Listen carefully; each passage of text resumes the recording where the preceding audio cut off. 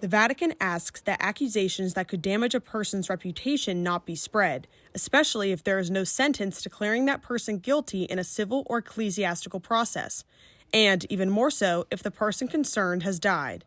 This is the response given by the Dicastery for Legislative Texts to a letter received in July, in which an anonymous person asked how the concept of the good reputation of the deceased is regulated in canon law. Signed by the prefect, Archbishop Filippo Iannone, and the secretary, Monsignor Juan Ignacio Arrieta, it highlights that, in the event of death, such a person cannot defend himself.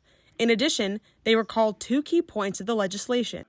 On the one hand, the presumption of innocence until there is a final sentence. On the other, the principle of non-retroactivity, that is, that an action cannot be judged that was not classified as a crime when it was committed.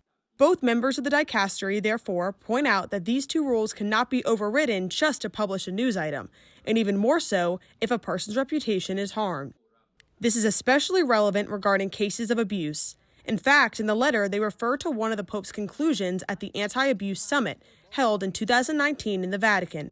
Pope Francis had already said at the time that the publication of lists of those accused should be avoided, even by diocese, before a prior investigation and a definitive sentence. Now, the Dicastery reiterates that hidden information cannot be disclosed about any person, and even more so if it is a deceased person.